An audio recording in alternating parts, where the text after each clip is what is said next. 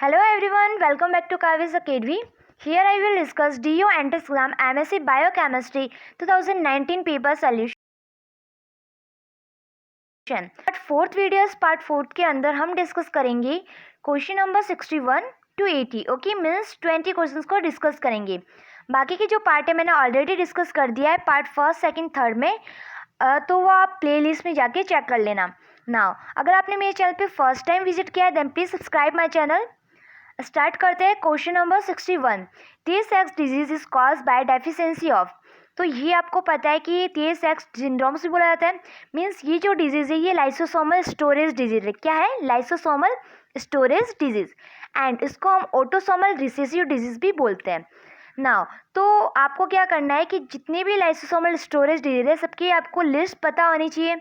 Okay, तो ये जो है इसकी एंजाइम की डेफिशिएंसी की वजह से होता है. उस एंजाइम का नाम है हेक्सो एमिडेज. ओके ए.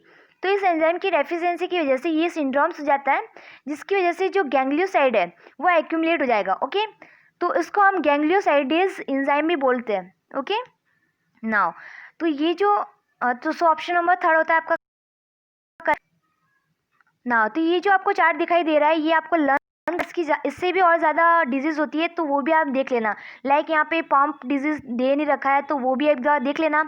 गाउचर डिजीज़ है जो ग्लूकोसाइडेज एंजाइम की डेफिशिएंसी वजह से होती है जिससे क्या होता है ग्लूकोसेरेबाइड्स ये एक्यूमुलेट हो जाता है. ओके नाउ नेक्स्ट देखते हैं. During DNA application which of the following enzyme is evolve in removing super coiling ahead of the application for. तो यहाँ पे क्या दे रखा है? सुपर कॉइलिंग को रिमूव करना है. लाइक ये डीएनए डबल हेलिक्स है. ओके, तो मीन्स इसकी सुपर कॉइलिंग को रिमूव करना है ऐसे ताकि यहाँ पे प्राइमर आके बाइंड हो सुपर कॉइलिंग करेंगे फिर हेलिकेज आएगा. तो यहाँ पे जो सुपर कॉइलिंग रिमूव करता है वो होता है टोपो आइसोमरेज. ओके, मीन्स ये इसको मीन्स ये गांठ है समझ लो ऐसे, इसको खोलना है ना. तो मीन्स खोल रहे मीन्स नेगेटिव चीज़ हो रही है तो नेगेटिव सुपर कॉइलिंग में यूज़ आता है आपका topoisomerase second. Okay now topoisomerase first होता है वो पॉजिटिव सुपर कॉइलिंग करता है. नाउ तो यहाँ पे हेलिकेज जो एंजाइम होता है वो फिर एच बॉन्ड को ब्रेक करेगा. पॉलीमरेज होता है वो न्यूक्लियोटाइड का ऐड करेगा. उससे पहले आप प्राइमर आके ऐड होगा उसके ऊपर पॉलीमरेज एक्ट करेगा. ओके, तो ये सारी चीज़ें आपको पता होनी चाहिए. मीन्स बेसिक चीज़ें पूछी गई आपको तो इन सारे टर्म्स को आपको पता होना चाहिए. ओके नाउ प्रोकैरियोट के अंदर जो टोपो आइसोमरेज होता है उसको बोला जाता है डीएनए ग्राइलेज. ओके, तो ये चीज़ भी आप ध्यान रखना. ओके नाउ नेक्स्ट देखते हैं. और एक चीज़ और कि टोपो आइसोमरेज में एटीपी की रिक्वायरमेंट होती है. ओके, बॉन्ड को यहाँ पे जो इसको सुपर कॉइलिंग को रिमूव करने के लिए. Okay now cell to cell fusion is exhibited by formation of cell to cell fusion. तो जब सेल टू सेल फ्यूजन होता है तो यहाँ पे मल्टी न्यूक्लिएटेड सेल्स का फॉर्मेशन होता है. कैसे? Cell fusion is the important cellular process. ये क्या एक इम्पॉर्टेंट सेलुलर प्रोसेस है in which several uni nuclear cell. इसके अंदर क्या होता है बहुत सारी सेल्स हैं. यूनी न्यूक्लियर सेल में एक एक न्यूक्लियर है उसके अंदर. जब ये combine to multi nuclear cell सब एक फ्यूज हो जाती है और बना के क्या करती है एक मल्टी न्यूक्लिएटेड सेल बनाती है. Okay, so cell fusion is exhibited by formation of multi nucleated cell. Okay, तो यहाँ पे मल्टी न्यूक्लिएटेड सेल्स का फॉर्मेशन हो जाता है और इसी को हम बोला जाता है सेंकिचियम.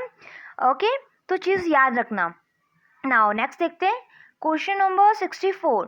Vitamin B12 is absorb primarily in the. तो जो विटामिन B12 होता है सबसे पहले एब्जॉर्ब कहाँ होता है? तो जो विटामिन जो B12 होता है तो विटामिन का जो एब्जॉर्प्शन होता है सबसे पहले स्मॉल इंटेस्टाइन का जो लास्ट पार्ट है ना. स्मॉल इंटेस्टाइन के 3 पार्ट होते हैं लाइक ड्यूोडेनम है ना, ड्यूोडेनम जेजुनम एंड द आइलम. तो जो आइलम होता है वहाँ पे विटामिन B12 का एब्जॉर्प्शन होता है.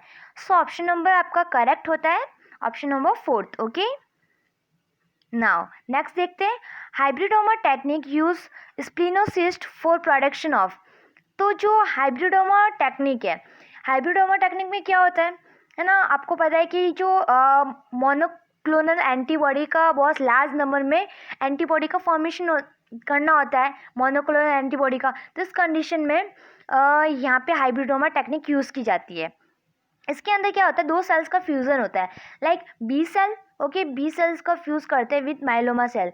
और ये जो माइलोमा सेल होती है वो कहाँ से आती है, ये कैंसर सेल होती है। इसकी क्या खास बात होती है कि इमॉर्टल नेचर की होती है ना, अमर।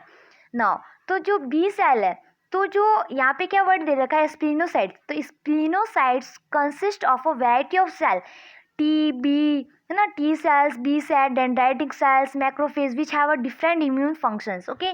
तो यहाँ पे जो तो सेलिनोसाइड सेल यूज़ कर रहे हैं, यहाँ बी सेल इसकी यूज़ कर रहे हैं, तो बी सेल हम यूज़ कर रहे हैं एंड माइलोमा सेल यूज़ कर रहे हैं। तो किस लिए यूज़ कर रहे हैं, for formation of monoclonal antibody, है ना।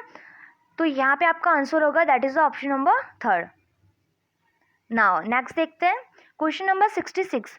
RNA lack which of the following. तो आरएनए के पास, आरएनए क्या चीज़ नहीं होती इसके पास, तो आपको पता है कि एस्टर बॉन्ड तो होगा ही, है ना, एस्टर बॉन्ड तो होता ही है, प्यूरिन भी होगा, एंड ग्लाइकोसिडिंग भी होगा। एंड ग्लाइकोसिडिंग वो नाइट्रोजन बेस को पेंटोस शुगर के साथ जब बाइंड होता है तो वो एंड ग्लाइकोसिडिक बॉन्ड बनाता है ना। और पेंटोस शुगर के साथ फॉस्फेट ऐड होता है तो डाइएस्टर, फॉस्फोडाइएस्टर बॉन्ड बनाती है। तो ये भी होगा, ये भी होगा, ये भी होगा, बट ओ ग्लाइकोसिडिक बॉन्ड नहीं होता है ना। सो ऑप्शन नंबर फर्स्ट होता है आपका incorrect, okay. So option number first होता है right, okay. Now graft between genetic identical individuals. Grafting means identical जो इंडिविजुअल्स है वहाँ पे ग्राफ्टिंग की जा रही है ना। तो इस कंडीशन में आपका आंसर होगा that is the option number 2, okay. Are not rejected, वो रिजेक्टेड नहीं होगा विदाउट द इम्यूनो सप्रेसर, क्योंकि इनका जो जेनेटिक मटेरियल है आइडेंटिकल ट्विन है। तो जो ग्राफ्टिंग होती है, तो ग्राफ्टिंग, इस टाइप की ग्राफ्टिंग को हम बोलते हैं आइसोग्राफ्ट। क्या बोलते हैं, isograft. The graft between genetical identical individual such as the identical twins or animal or a single highly inbred strand also known as the isogenetic graft, syngenetic graft and the isograft, okay। तो ये 3 term आपको learn करना है। Now enzyme with highest turnover number. तो यहाँ पे कौन सा एंजाइम है जो सबसे ज़्यादा हाईएस्ट टर्नओवर नंबर है, तो हमें पता है कि जो सबसे फास्टेस्ट एंजाइम है ना। तो फास्टेस्ट एंजाइम कौन सा है, पहला तो है अपना कैटेलेज, है ना, और सेकंड फास्टेस्ट कौन सा है, कार्बोनिक एनहाइड्रेस। तो यहाँ पे कैटेलेज तो दे नहीं रखा है, बट थर्ड ऑप्शन में क्या दे रखा है, कार्बोनिक एनहाइड्रेस। सो ऑप्शन नंबर थर्ड सारी दे रखा है, टर्नओवर नंबर दे रखा है कि turnover number for some enzyme per second के अंदर ये है ना। तो सबसे ज़्यादा कैटेलेज की और सबसे कम किसकी, लाइसोजाइम की, ओके। तो ये होगा नहीं, फिर कार्बोनिक सबसे ज़्यादा, इसलिए आपका ऑप्शन नंबर 3rd होता है करेक्ट। एलडीएच भी दे रखा है, ये रहा लैक्टेट डिहाइड्रोजिनेज, ये भी इंटरमीडिएट में आता है, मीन्स 1000 के अप्रॉक्स होती है इसकी। तो ओवरऑल चीज़ ये है कि आपको पता होना चाहिए, ओके। आप क्या करो, फर्स्ट फास्टेस्ट एंजाइम कौन सा है, कैटेलेज, सेकंड कौन सा है, कार्बोनिक एनहाइड्रेस, थर्ड है आपका एसिटाइल कोलिन एस्टरेज। तो ध्यान रखना है ना, एटलीस्ट 3 तो आपको पता होना चाहिए। Now encounter immunophoresis. तो यहाँ पे जो इलेक्ट्रोफोरेसिस है, यहाँ पे option number 2nd and 3rd दोनों करेक्ट होता है। कैसे होता है देखते हैं।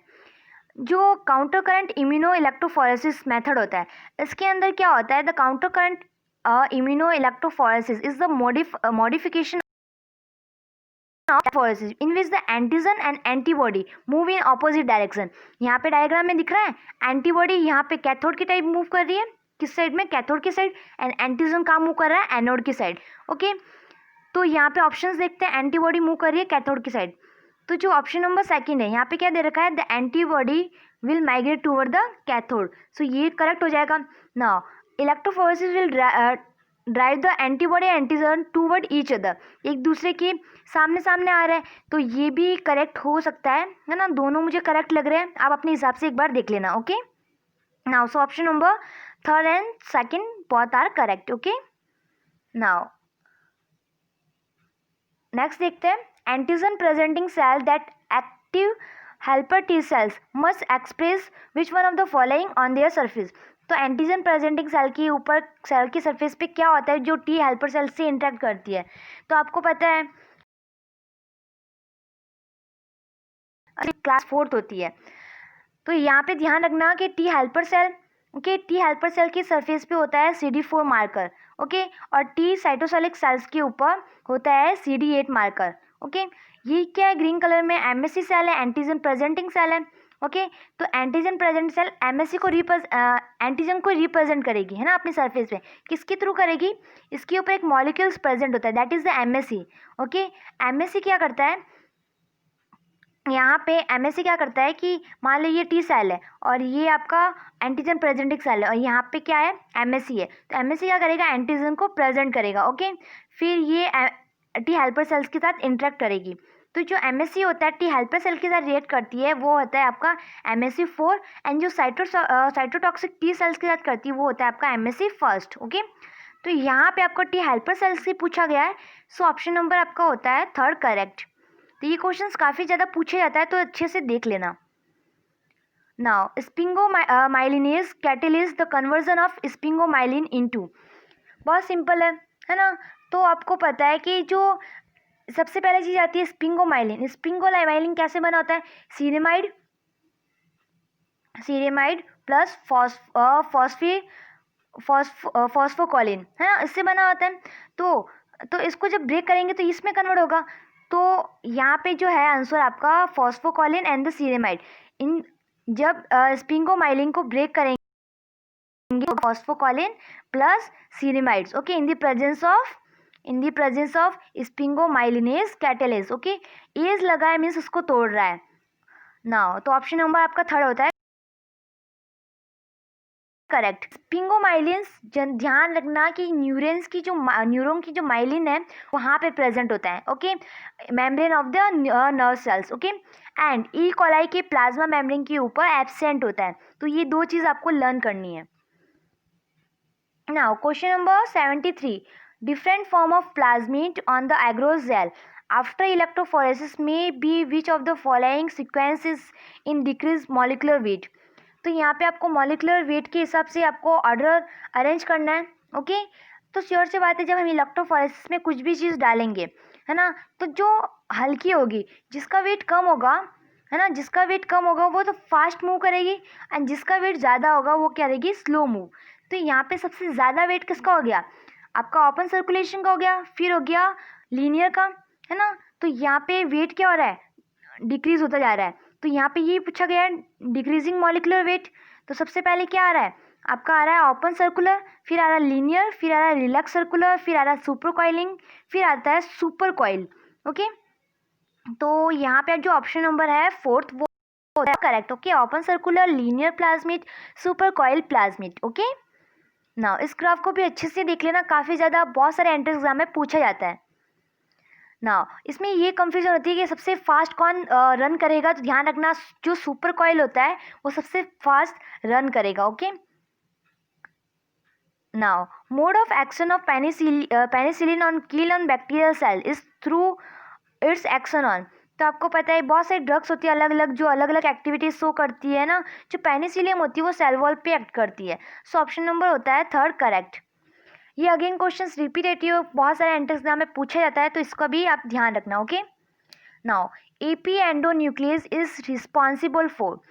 तो आपने जो बेस एक्सीशन रिपेयर मैकेनिज्म देखा है, तो उसके अंदर क्या होता है कि DNA इसके अंदर गलत न्यूक्लियोटाइड की सीक्वेंस ऐड हो जाती है, लाइक यहाँ पे ऐसे ऐड हो गया। तो इस कंडीशन में पहले हमें न्यूक्लियोटाइड को रिमूव करना होगा इन दी प्रेजेंस ऑफ ग्लाइकोसाइलेज।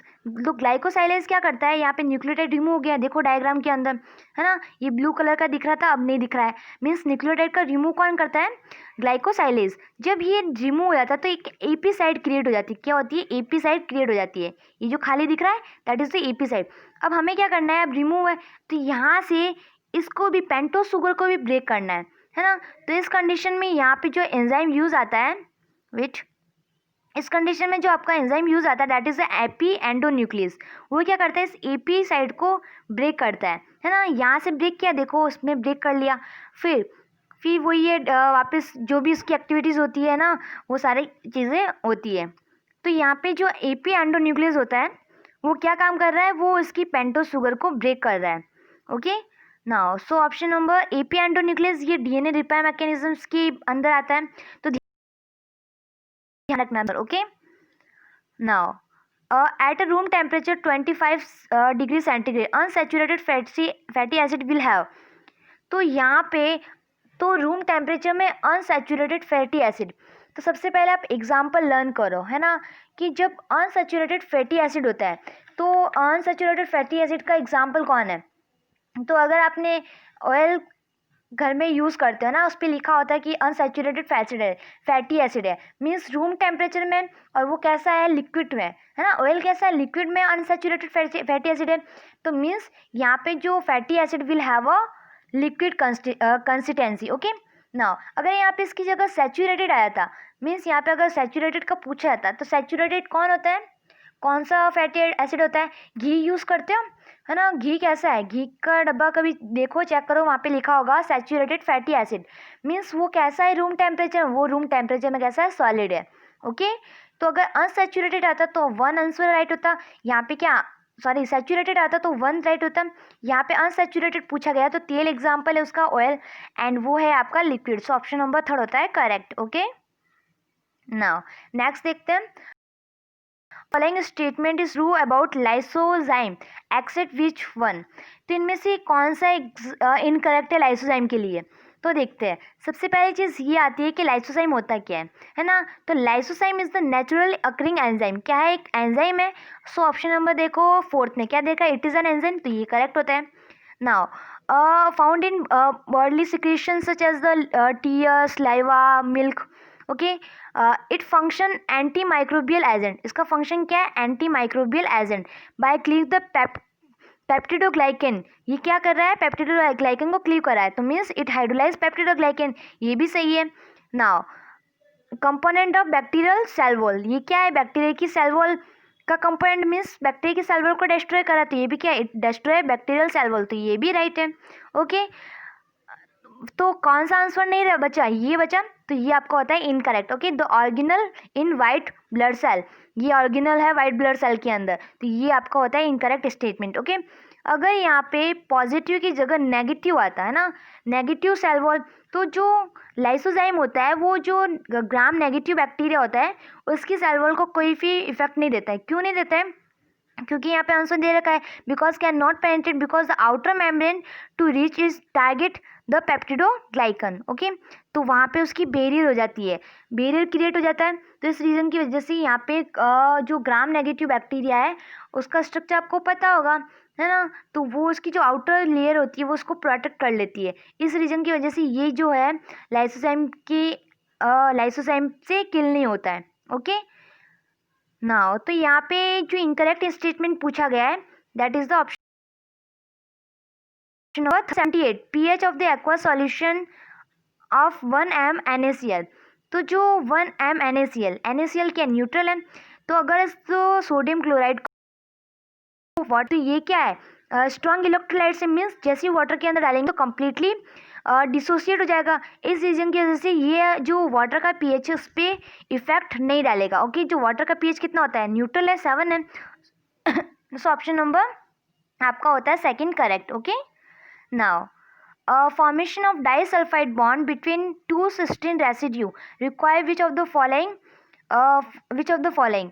तो यहाँ पे जो ई आर है, रफ ई आर होता है, उसके अंदर सिक्रेटिव प्रोटीन का आप पढ़ना, है ना, उसके अंदर आपको पता चल जाएगा कि दो सिस्टीन्स के बीच में डाइसल्फाइड बॉन्ड का फॉर्मेशन होता है, तो उसको ऑक्सीडाइजिंग एनवायरनमेंट देना पड़ता है, means they require oxidizing agent. Okay, so option number first होता है आपका करेक्ट।